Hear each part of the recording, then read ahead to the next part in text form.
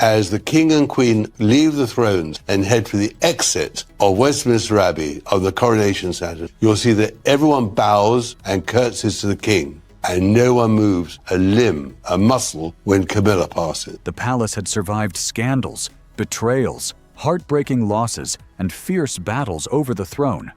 But even after everything it had endured, no one inside those historic walls was ready for the moment Queen Camilla confronted Princess Anne right in front of palace staff.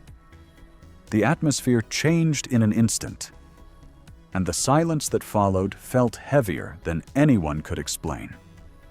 Something unexpected had been set in motion, and everyone nearby knew they had just witnessed a moment that could not be erased. This was not a quiet disagreement hidden behind closed doors or a private exchange that would disappear by morning. It was direct, public, and impossible to ignore. Every word echoed through the room, leaving staff frozen in place. Then King Charles looked across the corridor and saw Anne standing perfectly still while Camilla's remarks cut through the silence. In that single moment, something inside him seemed to crack. Before we uncover why this confrontation may carry much deeper consequences for the royal family, make sure to subscribe so you never miss the latest update. Charles immediately understood that everyone standing in that corridor recognized the importance of what had just unfolded.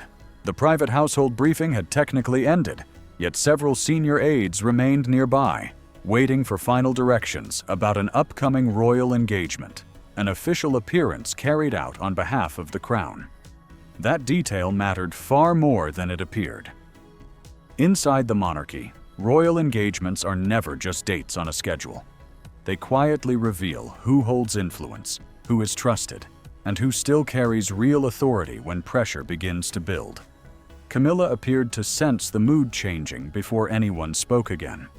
Anne had questioned a last-minute adjustment to the event order, the carefully planned sequence deciding who arrives first, who speaks, where everyone stands, and who leaves at the end of the occasion.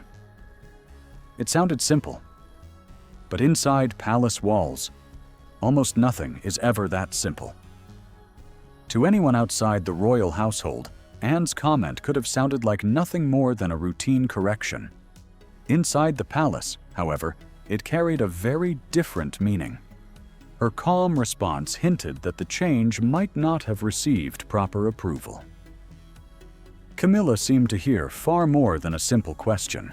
She heard doubt. She heard criticism. She heard old tensions returning. Most of all, she noticed that staff appeared to be paying closer attention to Anne than to anyone else. Anne never raised her voice. She never stepped away. She simply stood her ground with remarkable composure. And somehow, that quiet confidence only seemed to intensify Camilla's frustration. The queen consort appeared determined to take control of the room, yet Anne's silence spoke louder than any heated exchange could have. One aide lowered their eyes. Another became completely still. The corridor itself seemed to sense that something much bigger was unfolding, because everyone present understood this was no longer just about an engagement.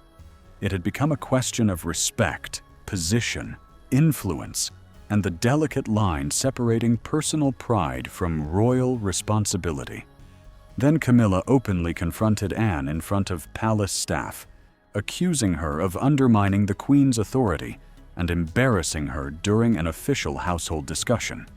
The accusation landed with stunning force. Anne's expression barely changed, but Charles did.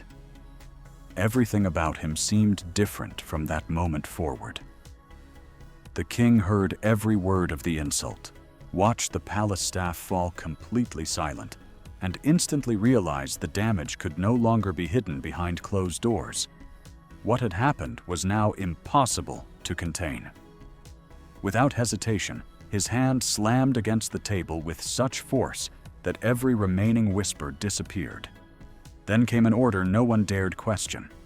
Everyone was told to leave immediately, except Anne and Camilla. The aides rushed out, but one of them glanced back just long enough to catch something unexpected. Charles was not looking at Camilla with discomfort or embarrassment. He was looking at her with unmistakable anger. That single expression revealed more than any speech ever could. It suggested the real crisis was only beginning. Charles was not simply upset over another family disagreement. He had just watched the authority of the monarchy fracture in front of the very people sworn to protect and serve it. For a king, moments like that leave lasting marks. But to understand why Charles reacted with such intensity to one confrontation, the story reaches far beyond that corridor. It leads into years of loyalty, pride, disappointment, and old wounds that had quietly been building beneath the surface. This was never only about one harsh exchange. It was about Charles struggling to keep a divided monarchy from drifting even further apart. It was about Camilla defending the position she believed she had worked for over many years. And it was about Anne refusing to step aside when she believed royal duty demanded discipline above everything else. In that room, three very different lives shaped by sacrifice, responsibility, and unresolved tension collided at the same moment, and none of them could walk away unchanged. Long before that confrontation unfolded, Charles had already been carrying enormous pressure. Sitting alone with the revised engagement schedule, he studied the pages with visible exhaustion, reading the same line more than once, because even the smallest ceremonial adjustment now carried enormous importance. A royal engagement is an official public duty performed on behalf of the crown, and this particular appearance mattered because it would quietly show the country who still appeared steady, while many believed the royal family was facing growing strain. The schedule was never just a collection of names and times. Inside the palace, it represented order, influence, and control. Anne entered with practical concerns rather than emotion. She wanted to understand why experienced staff had been left out, why the running order had changed without proper review, and why a decision once guided by long-standing royal procedure suddenly appeared to become personal. Royal order is the established system of rank, timing, and responsibility that prevents palace life from slipping into confusion or quiet rivalry. Anne respected that system because she had lived by it for decades. She trusted it completely. So when she calmly questioned the change, Camilla seemed to hear something much deeper than simple concern. She heard doubt. She heard resistance. Most of all, she sensed a challenge to her standing. Camilla was never truly worried about Anne losing her temper, because Anne rarely showed strong emotion. What concerned her was Anne's influence.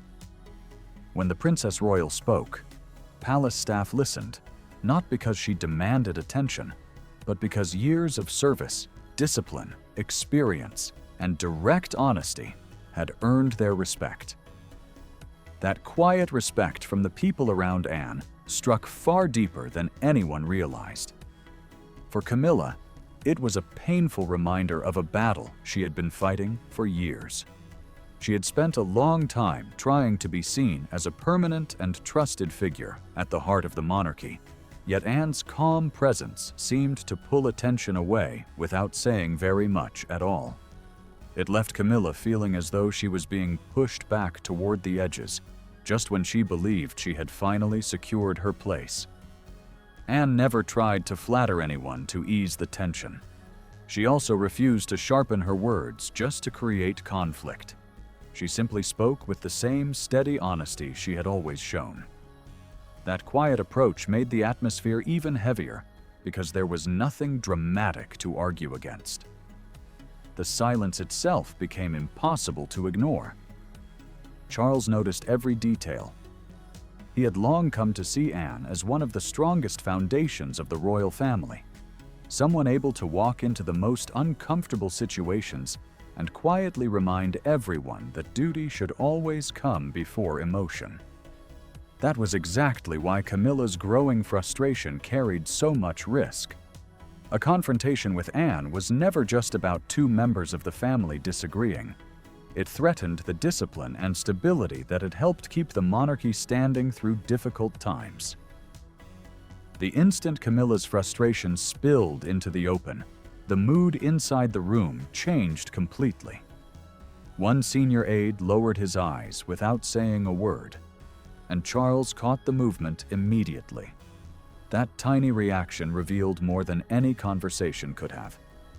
The damage had already escaped the room, not through rumors or whispers, but through the stunned expressions of the people who had witnessed everything. Yet the truth was even more unsettling. This confrontation had not truly started that morning. It had been building quietly for much longer, waiting for the moment when hidden tensions would finally break through. Every major royal disagreement seems to have one defining moment that people later point to and say, that was when everything changed. For Camilla and Anne, many believed the turning point came during a private rehearsal for an important state reception.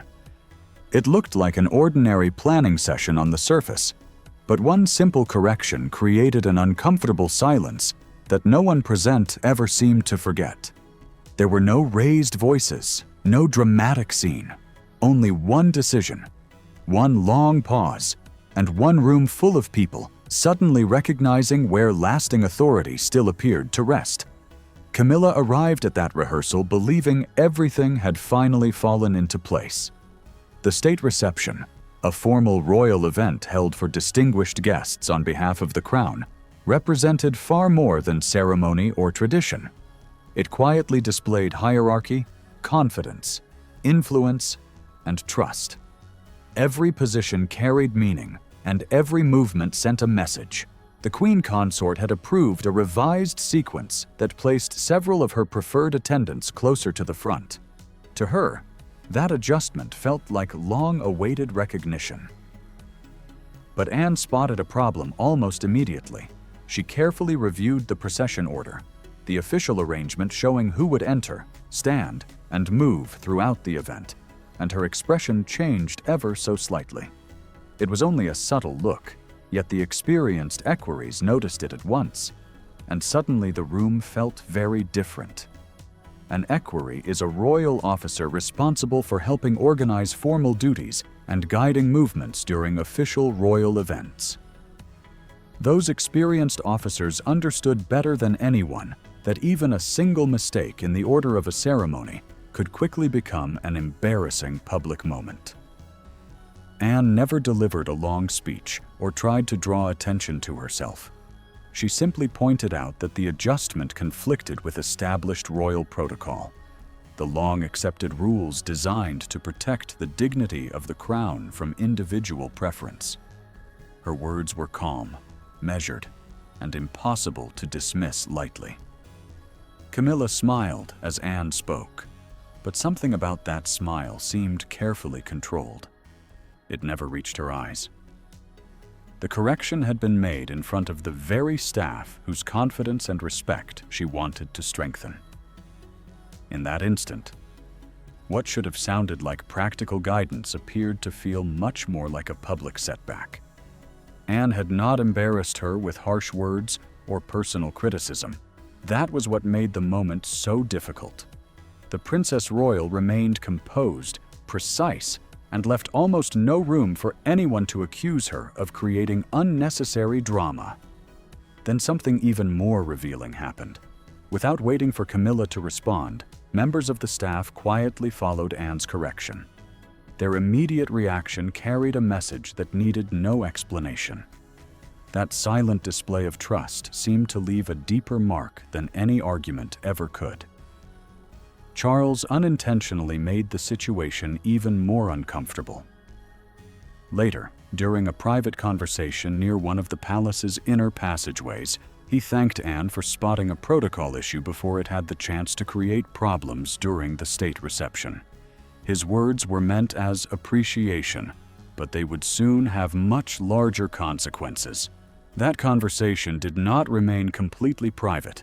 It was later reflected in a documented household account prepared for senior aides, and before long, Camilla became aware of it after overhearing two staff members discussing the king's gratitude near the service stairs. She did not hear every detail, but she heard enough. She heard that Anne had received praise. She heard that Charles had supported her judgment. Most importantly, she believed the palace had quietly placed discipline and tradition ahead of her own decision. Whether that impression was fully accurate or not, it stayed with her. Camilla carried that memory quietly, but it never seemed to disappear. From that point forward, Anne no longer appeared to her as someone who was simply difficult or overly strict. Instead, every calm correction seemed to carry hidden meaning. Every thoughtful silence felt as though it concealed unspoken judgment. Over time, those feelings only grew stronger. So when Anne questioned another household decision, Camilla was not responding only to that single moment. She appeared to be reacting to emotions that had been building for much longer than anyone else could see. The second confrontation did not begin with raised voices or sudden chaos. It started with an uneasy pause that lingered across the room. Anne quietly placed her briefing papers on the table. Camilla noticed several members of the staff watching Anne, and Charles shifted his gaze between the two women as though he already sensed something serious was about to unfold. Then Camilla finally spoke. And in that instant, every servant, aide, and equerry present seemed to realize this had become far bigger than a simple discussion about a schedule. This was no longer just a disagreement over palace procedures. It had become a struggle over influence, authority, and who truly carried weight behind the palace walls. Anne asked only a single question, yet it landed with surprising force. She calmly wanted to know why an important household instruction had been changed without her office being informed. Her tone remained measured and respectful, but that quiet question somehow made the room feel even more tense. A household instruction is an internal palace directive explaining how staff should carry out official duties, movements, and responsibilities, and changing one without proper communication could never be dismissed as a small detail. This particular instruction mattered because it touched far more than scheduling. It affected public duty, staff confidence, and the delicate balance between Charles's authority and Camilla's desire to be fully accepted within the royal household. Before Charles had the opportunity to respond, Camilla stepped forward. Instead of allowing the king to calm the discussion or guide it back toward official procedure, she addressed Anne directly. In that instant, the direction of the conversation changed completely. That decision carried enormous significance. Inside the monarchy, it is traditionally the sovereign who settles disagreements within the royal household, not someone who watches them unfold before staff members. Camilla's voice began quietly, almost carefully, as though she were still weighing every word. But little by little, the tone shifted. Her voice grew sharper. She accused Anne of treating her like someone who never truly belonged, of questioning her place within the family, and of hiding criticism behind rules that everyone else was expected to respect. The room seemed to grow quieter with every sentence. Anne did not answer with frustration or raised emotion. Instead, she looked steadily at Camilla with a calmness that somehow felt even more powerful than shouting. That composed silence appeared to unsettle the queen consort far more than any personal remark ever could have. Anne understood that palace staff were listening closely. She knew Charles was watching every reaction.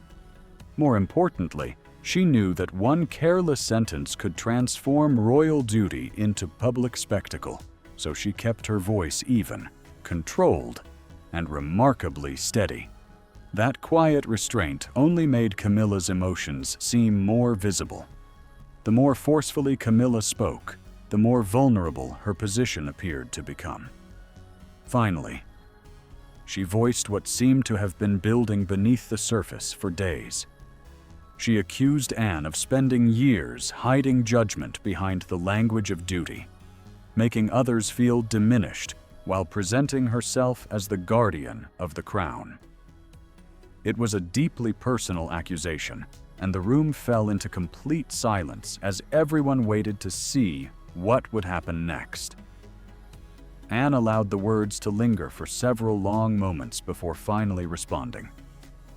Then she quietly said, "Duty was exactly what kept the crown alive." The sentence was brief, but its impact spread across the room almost instantly. Charles heard every word, and something inside him appeared to reach its limit. He rose from his chair so suddenly that it scraped loudly across the floor, the harsh sound shattering the silence and leaving everyone frozen in place, uncertain about what would happen next. The king ordered Camilla to stop speaking, not as a husband trying to calm an emotional moment, but as the monarch determined to restore authority before it slipped away in front of the royal household. His voice carried the unmistakable weight of the crown. Camilla turned toward him, expecting reassurance. She may have expected protection, understanding, or even for Charles to suggest that Anne had gone too far. Instead, what she found on his face was something far more unsettling than simple anger. She saw the look of someone reaching a decision that could not easily be undone. That decision was never only about emotion. Inside the monarchy, personal disagreements rarely stay personal for long. Sooner or later, every private conflict becomes a question of leadership, authority, and control. The royal institution has never depended on everyone agreeing with one another. It survives because someone ultimately decides where the boundaries must be drawn. After Camilla's confrontation with Anne, Charles found himself facing a choice he could no longer postpone. Should he protect his wife from public embarrassment, or should he protect the institution from appearing vulnerable to personal resentment? It was a question with no easy answer. The true tragedy was that either path would come with a painful cost. No matter what Charles chose, someone close to him would be hurt. Yet he also knew that only one decision seemed capable of preserving confidence in the crown. With those thoughts still weighing heavily on him, Charles withdrew to his private study, while the echoes of the confrontation seemed impossible to shake. Only moments later, the household secretary entered and quietly placed a written incident summary on the king's desk, a formal record describing exactly what palace staff had witnessed during official business. The atmosphere had become noticeably more serious.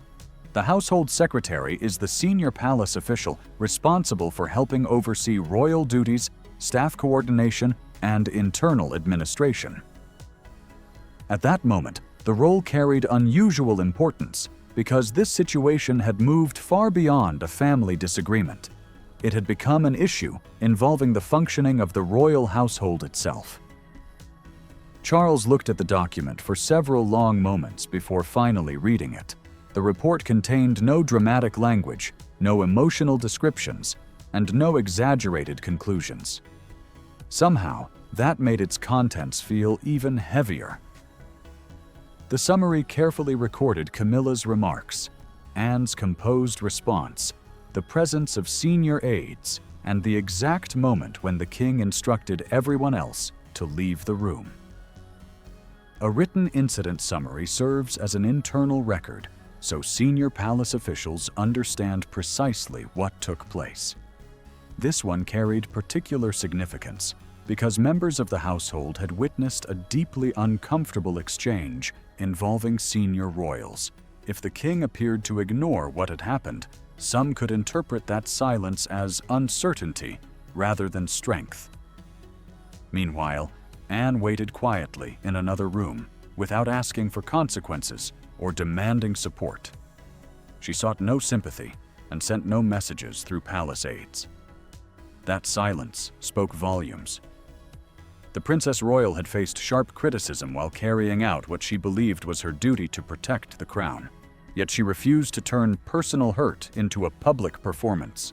To many watching from a distance, That quiet restraint only made the mystery surrounding the entire confrontation seem even deeper. Charles understood exactly what had happened. He also realized that Anne's remarkable composure had made Camilla's outburst appear even more damaging, because everyone present had witnessed one senior royal remain calm, while another lost control of the moment. That contrast lingered long after the room had emptied. Camilla was elsewhere in the palace, yet her presence seemed to weigh over every decision Charles now faced. For years, he had stood beside her through criticism, difficult public opinion, and painful chapters from the past. Now, for the first time, he found himself considering whether he would have to discipline the very person he had spent so much of his life defending. The king's hand rested on the incident summary, but he hesitated before turning another page. Deep down, he understood a difficult truth that could not be ignored. Love might help explain why Camilla had reacted so strongly, but it could not erase the consequences of what had unfolded in front of palace staff. After several long moments of silence, Charles reached a quiet decision. He placed the report aside, removed Camilla's name from the next planning document, and instructed the household secretary that Anne would oversee the final ceremonial order. It was a simple action on paper, yet its meaning reached far beyond a single document. A ceremonial order is the carefully planned sequence of roles, entrances, positions, and responsibilities during an official royal event. Whoever oversees that process helps shape the image the monarchy presents to the public. In many ways, it quietly reflects where confidence and responsibility have been placed. Camilla had hoped to guide that process herself. Anne, through years of steady service, had earned the king's trust. The household secretary accepted the instruction without hesitation or debate, and that silent acceptance seemed to tell Charles everything he needed to know. The palace understood the significance of the decision. From that point onward, the matter no longer belonged only to personal feelings or family relationships.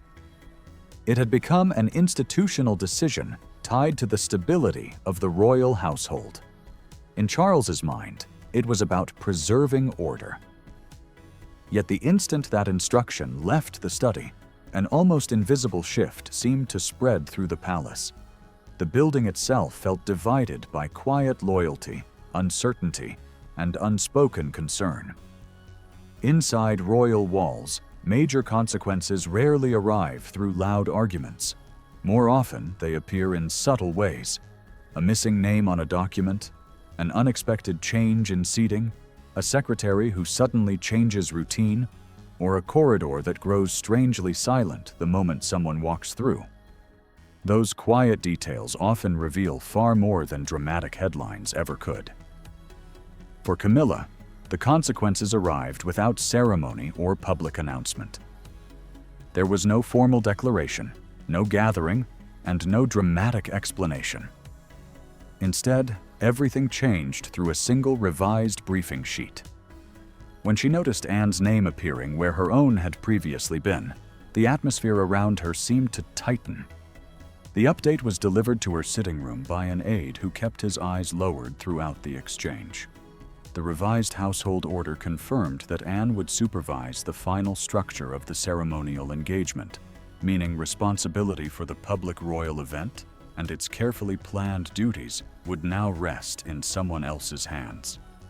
It was a quiet change, but one that carried an unmistakable sense of mystery and consequence. That small detail carried far more meaning than it appeared to at first glance. Control over a ceremonial order is never just about deciding where people stand or when they enter a room. Inside the monarchy, it quietly signals confidence, responsibility, and trust. It tells palace staff who is expected to provide steady leadership when the royal family faces difficult moments. Camilla studied the page once, then read it again, almost as though the words might somehow change if she looked long enough. But they never did. A household order is an internal palace instruction that tells aides who is responsible for important decisions, official preparations, and the careful coordination of royal duties. Every line on that page carried hidden significance. What made the document especially unsettling was what it did not say. It contained no criticism, no accusations, and not a single direct reference to the confrontation that had shaken the palace. Instead, it quietly shifted responsibility away from Camilla, without explanation. That silence spoke louder than any written warning could have. At first, she seemed stunned. Then disbelief appeared to settle in. The machinery of the royal household had moved forward without dramatic announcements or emotional speeches. Quiet decisions can sometimes leave the deepest impression, and this one seemed impossible to ignore. Charles felt the weight of his decision long before he reached Camilla's door. As he walked through the corridor outside her private rooms, he slowed almost instinctively, fully aware of what his instruction had set in motion. He had chosen discipline over domestic harmony, knowing the consequences would reach far beyond a single disagreement. That choice mattered because he was no longer acting only as a husband hoping to ease tension at home. He was acting as the monarch, the person expected to safeguard the stability of the crown, even when the challenge came from within his own family. It was a burden that few people could truly understand. Even so, the personal cost remained impossible to escape. Camilla folded the briefing sheet once, then carefully folded it again. Her fingers tightened around the paper before she quietly asked the aide a single question. Had Anne requested the change? The aide hesitated for just a brief moment, but that pause seemed to make the answer feel even heavier. Finally, he explained that the instruction had come directly from Charles. The room seemed to fall completely still. That revelation appeared to strike far deeper than anything else. Anne's role in the situation may have affected Camilla's pride, but learning that Charles himself had made the final decision carried a different kind of weight. To her, it suggested that he had done more than simply remain neutral. He had stepped in and altered the outcome himself. Camilla offered no immediate response. The aide quietly excused himself, leaving her alone with the folded document and the growing realization that the palace had already begun adjusting to a new reality. She still held her title. She would still appear beside Charles during public engagements and continue carrying out her royal responsibilities. Yet inside the household, Anne had now been entrusted with an important duty that Camilla no longer controlled. That quiet contrast seemed impossible to ignore because it felt both deeply personal and unmistakably official. Moments later, Charles finally entered the room alone, without aides or staff, and the conversation that followed promised to reveal even more than either of them expected. Camilla did not stand as Charles entered the room. He quietly closed the door behind him, and the soft click seemed to bring every carefully maintained appearance to an abrupt end. Outside those walls, they remained king and queen. Inside, for just a few moments, those titles seemed to fade away, leaving only a husband, a wife, and a difficult truth neither could avoid. The conversation that would matter most had never been the one in the corridor, the study, or the briefing room. It was the one no one else would ever witness, away from palace staff, official titles, and the constant structure of royal life. There was nothing left to hide behind. Charles entered the room not as a monarch delivering another instruction, but as a man who appeared to have reached the point where affection alone could no longer settle every problem. He remained silent for several moments after closing the door, as though carefully choosing words that could never be taken back. Even the silence between them seemed to carry unanswered questions. By then, the revised household order had already been delivered. and Camilla understood that every quiet stage of palace procedure had continued without her involvement. A revised order is an updated internal instruction telling palace staff who now holds responsibility for a particular duty, event, or official decision. This document mattered because it did much more than adjust a ceremonial plan. It quietly confirmed that Anne had been entrusted with responsibility at the very moment Camilla had been removed. That message required no further explanation. The reality of that decision settled heavily between them. It seemed to fill the room with a silence that neither of them could easily break. Camilla finally demanded to know why Anne had been defended so quickly. Her words began with frustration, yet beneath the anger, there was unmistakable hurt. She asked why the Princess Royal had been allowed to emerge untouched, while she, the Queen Consort, was left carrying the embarrassment of being corrected by her own husband. It was a question that revealed far more than simple disappointment. Charles listened without interrupting. His silence seemed to affect Camilla more deeply than any reply from Anne ever could have.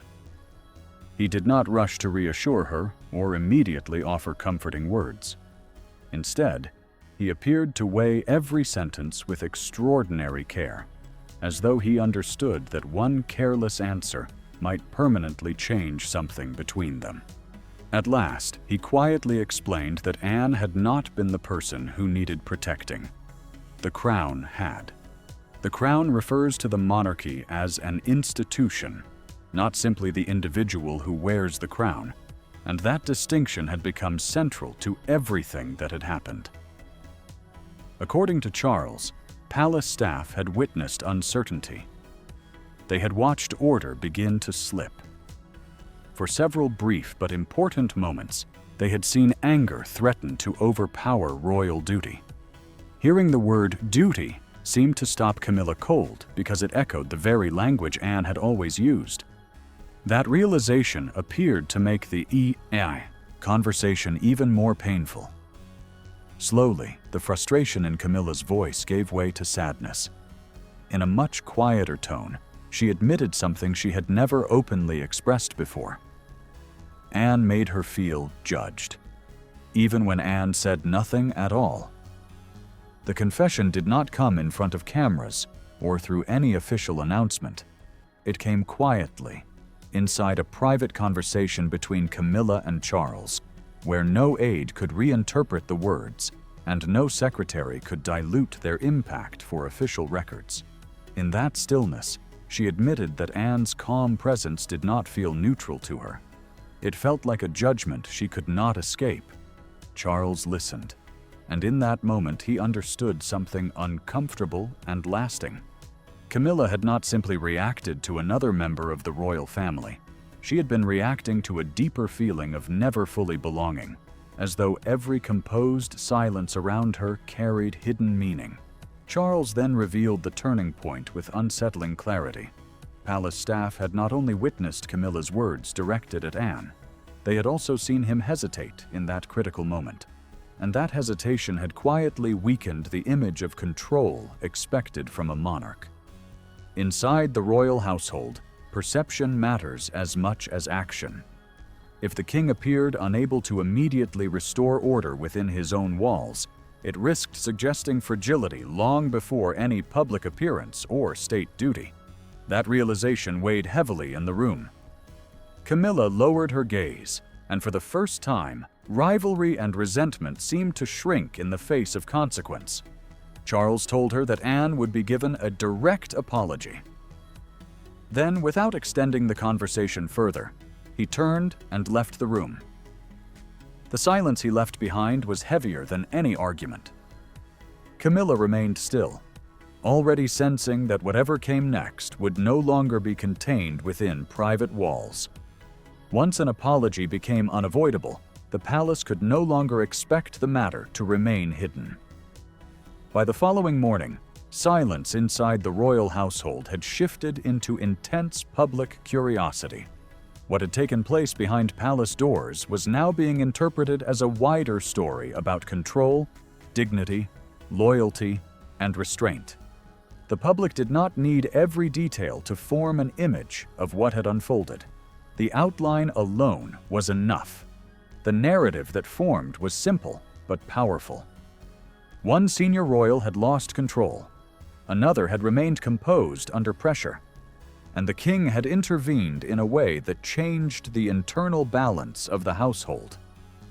In an instant, a private dispute became a matter of national fascination, and the monarchy's internal discipline turned into public discussion.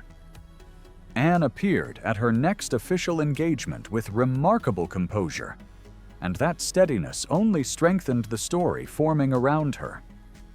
A royal engagement is an official public duty performed on behalf of the crown, and this particular appearance carried additional weight because it was her first since the confrontation. Observers focused less on the event itself and more on Anne's demeanor. Every expression, pause, and carefully measured response was studied closely as her calmness became the defining image of the entire situation. Camilla, meanwhile, was notably absent from the initial public-facing coordination moment, and that absence was widely noticed. In a setting where presence itself carries meaning, silence can often speak louder than explanation. The palace eventually issued a brief and carefully worded statement confirming adjustments to the ceremonial schedule, referring to the planned order of roles and movements at a formal royal event. The language was deliberately restrained, avoiding direct reference to the confrontation while still confirming that significant changes had taken place. Even without details, the message was clear enough for the public to understand that something within the royal household had shifted in a meaningful way. Charles never openly described the full extent of the crisis. Instead, he allowed the structure of the palace itself to expose it, piece by piece, without explanation or commentary. Within the royal household, aides moved with noticeable caution, as though every word carried potential consequence. They avoided unnecessary remarks when speaking to visiting officials, offering no emotional hints or casual confirmations that might fuel speculation beyond the palace walls. That strict restraint only intensified the sense that something significant had already happened behind closed doors. Inside the household, staff were fully aware that the Queen Consort had been quietly removed from the center of the planning process, while Anne had been positioned in her place. Nothing about it was openly discussed, yet everyone understood it. Within the palace, silence often becomes its own form of communication. Outside the gates, however, that silence was being interpreted in real time by the public. By morning, front pages delivered what felt like judgment rather than news. One newspaper printed a striking image of Anne stepping out of a car under the headline, "Duty Under Fire." That phrase resonated because it captured the national mood with unsettling accuracy. Anne did not issue appeals for sympathy. She did not sit for emotional interviews or release detailed statements explaining her position. Instead, her public appearance became the response itself. Her composure stood in sharp contrast to the unfolding narrative, and that contrast made Camilla's absence appear even more significant. Meanwhile, Charles found himself at the center of growing public discussion. One broadcaster described the situation as a serious test of the king's authority, suggesting that the palace had not faced a household discipline issue this emotionally charged in many years. The focus of public debate had shifted rapidly. It was no longer about whether Camilla had been hurt or whether Anne had been offended. The central question now was whether Charles could maintain control when conflict came from within his own family structure. That shift in perspective changed everything. Outside Buckingham Palace, a small but quiet crowd gathered near the gates. They did not cheer or protest. They simply watched, as though waiting for the monarchy itself to reveal the outcome. Yet no answer came from the crowd, the press, or even official statements. The resolution came from a different place entirely. In the end, the crisis was not resolved through denial or deflection. It was resolved through discipline in a form that was brief, controlled, and deeply consequential. Camilla had crossed a boundary in front of palace staff. Anne had refused to be diminished by it. Charles had briefly lost control of the situation, then regained it by prioritizing the crown over personal comfort. The final private meeting took place in a smaller reception room, carefully arranged without aides or observers, leaving no room for public interpretation. A reception room is a formal palace space used for private discussions or official greetings, and in this moment, it became the setting for a confrontation shaped entirely by what had already unfolded within the household. The king understood something unsettling in that moment. Silence could not undo the damage that silence had already allowed to spread. Anne entered the room without any sense of victory. There was no triumph in her posture, no satisfaction in her expression. She carried herself like someone focused only on restoring order before the situation hardened into a permanent stain on the monarchy's reputation. That distinction mattered deeply because retaliation would have turned the entire crisis into something smaller, more personal, and far more destructive. Anne chose restraint instead, and that decision once again revealed why so many within the palace trusted her judgment for decades. She was not there to weaken Camilla or turn the moment into punishment. She was there to stabilize the institution itself. Camilla spoke next, her voice controlled but clearly strained. She offered an apology for the confrontation in front of staff, and every word seemed to cost her something internally. It was not just regret, it was an acknowledgement that control had slipped at the worst possible moment. That apology carried more weight than it first appeared to. It admitted a loss of composure, a moment where emotion overtook duty inside a space that demanded discipline above everything else. By allowing personal hurt to surface in front of aides and equerries, she had unintentionally turned a private struggle into an institutional issue. Anne accepted the apology without escalation, responding with steady calm and reminding Camilla that personal emotions can never be allowed to override official responsibility. The message landed with quiet force. Charles finally broke the silence, and the entire atmosphere in the room seemed to tighten around his words. He confirmed that the ceremonial order would remain under Anne's supervision. A ceremonial order refers to the structured sequence of roles, movements, and responsibilities during a formal royal event, and placing it under Anne's control signaled a return to stability rather than emotion. For the monarchy, this was not about preference. It was about preserving confidence in the institution itself. The king made his final position unmistakably clear. Household authority could never again be blurred with personal pride or private conflict. Camilla understood the decision immediately. She remained queen consort, but Anne's standing as the monarchy's standard of discipline had been reinforced rather than diminished. Charles had made a distinction that could not be ignored. Camilla held status, but Anne held institutional trust. Charles acted as a husband who still loved his wife, but ultimately as a monarch responsible for the crown above all else. That contrast brought the entire situation to a close more decisively than any formal punishment could have done. The scandal did not end in victory or defeat, but in clarity. Camilla's outburst exposed vulnerability, Anne's restraint reaffirmed authority, and Charles's final decision restored balance at a cost that could not be unseen. The monarchy survived the crisis, not because emotions were avoided, but because discipline ultimately outweighed pride. In the end, royal power was shown not through loud confrontation, but through the ability to remain steady when everything around it threatened to fracture. If you want more updates, deeper breakdowns, and even more behind-the-scenes intrigue, make sure to like, subscribe, and share this video.